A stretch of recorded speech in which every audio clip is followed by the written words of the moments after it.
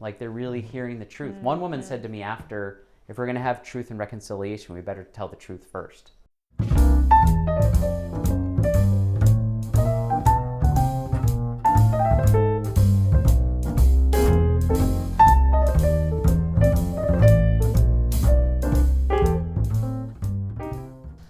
Welcome back to Tiny Pulpit Talks. We are so glad you're with us. This is our special edition from inside the minister's study. The three of us, the three ministers, are here to talk about some of the things that are on our minds, that are on your minds. And one of the things that's on my mind is we just wrapped up the series on luminaries, on the luminaries of justice in our church, of women in our movement, and of people of color in our movement. And I just wanted to talk to you about this series, how it all came together, how you feel it went, and anything that you learned in this time. How was prepping for yours?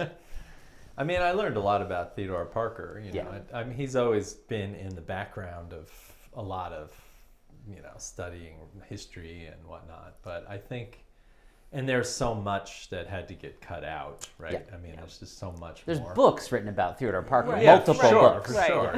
I just thought it was interesting that he walked into the book Master Slave, Husband, Wife that I was reading this summer as a character, real life story. And so I wanted to go there.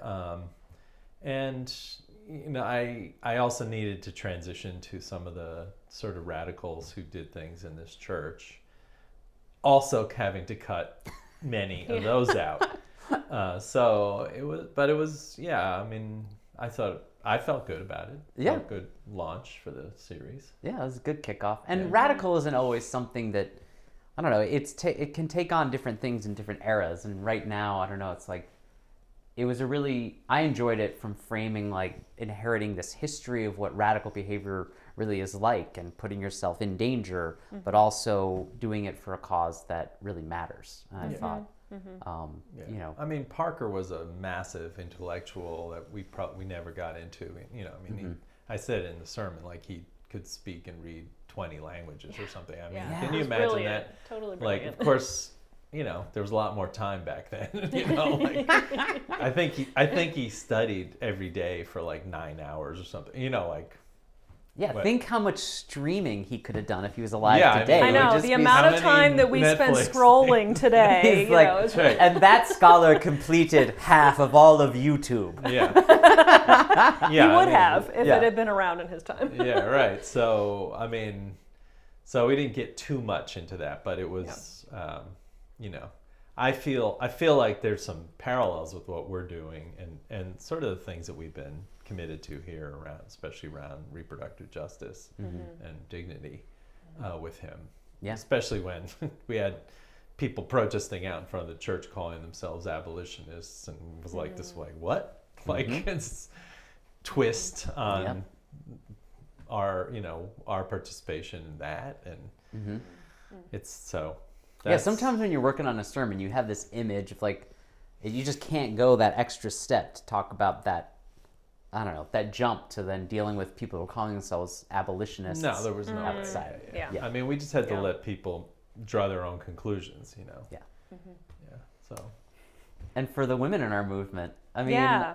So there was so much that I could have included in this sermon that I did not. That's what, actually, the idea for this podcast, everyone, was in the middle of your preparation. You fired off a quote you knew you couldn't work into the sermon, and it cracked me up. And so I was like, let's hear it. So I was looking a lot at these women in the mid-1800s who were, as the language we used was leaping out of their spheres of, what was acceptable in terms of women at the time. There was this focus on, like, you're in the home and you're a mother and that sort of thing. And so there was this quote about a Universalist minister, Reverend Ada C. who was popular for this talk that she gave on the lecture circuit that was entitled Strong-Minded Housekeeping. Yes. And so she was, like, speaking to women who had all these responsibilities in the house, but, like, how to do this in kind of a radical way.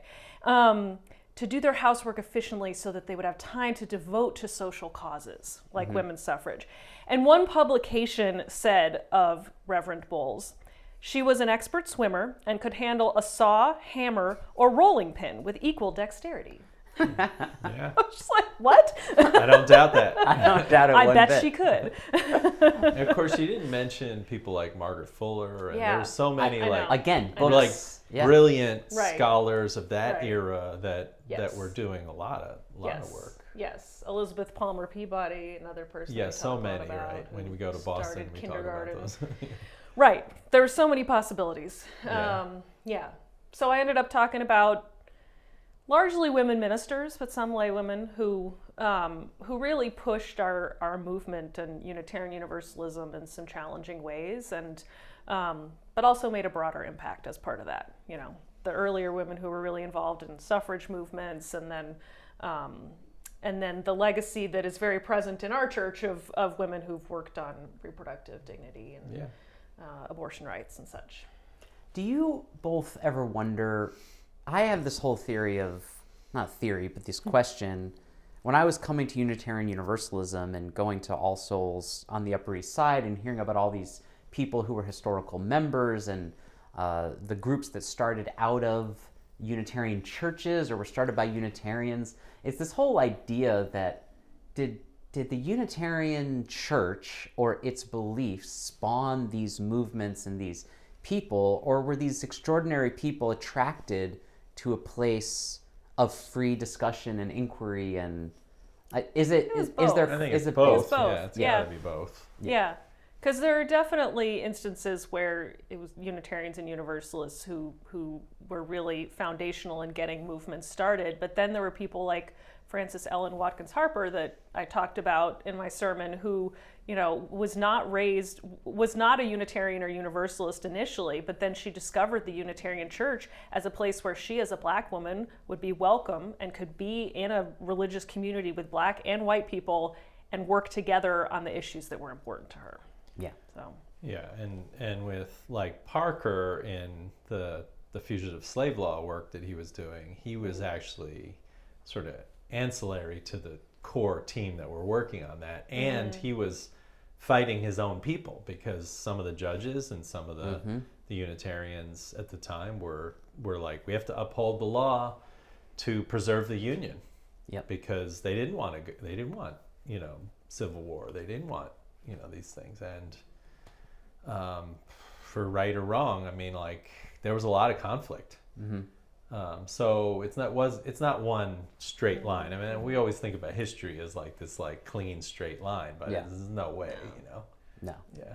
That was, both your sermons got into a bit of the mess, like that really is, And like, yours did of too. humanists. Yes, mine really got into the Absolutely. mess. You both brought up the question of race and class and things like this that happened, and I told the story of Egbert Ethelred Brown, who was a missionary for Unitarians in Jamaica, and then came to try to found the Harlem Church, the Harlem Community Church, which he named after the community church that was already thriving In New York, in Manhattan, because he had found, and I couldn't tell this whole story about that congregation really partnering in many ways with and trying to build a community church in Harlem, and the kind of regionalism that was very warm and welcoming, but the broader movement of Unitarianism at the time also dealing with those struggles and really some paternalism, outward racism, and really hard letters to read. I mean, that's a 100-page chapter, and every time I get through it, I am sad but also buoyed, and it's a really hard chapter to look at in every American denomination that isn't the African Methodist Episcopal Church. I mean, well, it was a long way to Harlem from downtown Manhattan in those days. it was, Yeah. that's true. Even when I was growing up, there were a lot of divisions. There were a lot of, I mean, they're just like two worlds. Now it's Yeah. very much not that, but Yeah. yeah, Yeah. it's interesting. Yeah, it was, the book itself, there was a lot of interest after the sermon about where to find the book, and the other thing I should have maybe mentioned about the book is that it goes on to tell really hopeful, beautiful stories about other ministries and ways that it has grown. So, What's the book title for the folks who are watching? Black Pioneers in a White Denomination by Mark Morrison-Reed, the Reverend Dr. Yep. Mark Morrison-Reed. You all had to read it in Yeah, we formation. Yep, as part of seminary, and yep. Yep. Yeah, it's one of those things. It's like sometimes I admit, for me, kind of as a minister, I have a little bit of a blind spot of, to me, this is like a foundational text that everyone who is going into what we do clearly knows and understands what's in there. And sometimes, not everything we have to read is something that people coming to church should read, but I think this is one that if that's an interest, it's worth finding a copy. So, yeah, absolutely. Yeah. And it goes on to tell other, I mean, he's also written many books. Darkening the Doorways, Road to Selma. You know, racial justice is something that has become really centrally important to the life of this church, and it's something at the center of our denomination, and it's one of the reasons I came here, honestly. It's like when I was asking the Racial Equity Task Force, what are you doing? Like, what are you really doing? And seeing that there was more than just interest, it was actual action. You know, we have the Worth and Dignity events.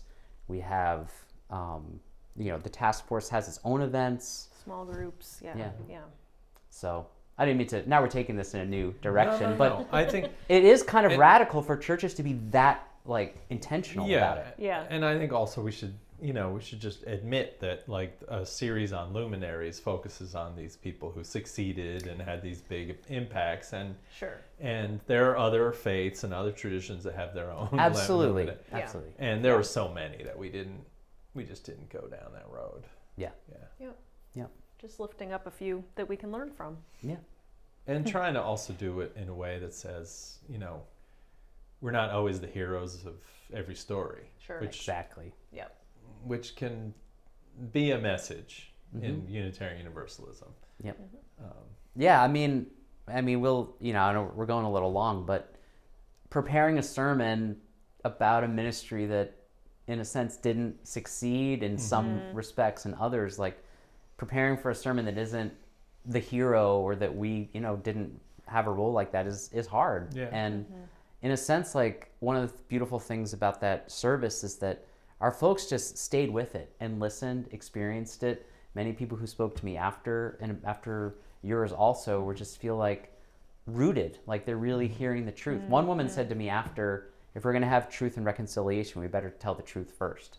And I was like, that was a poignant comment. Good. So, yeah.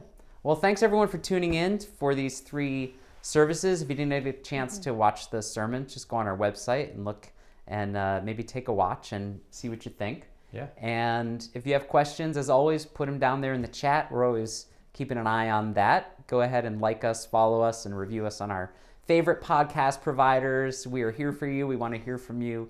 And until next time, we will see you on Sunday. Bye-bye. Bye.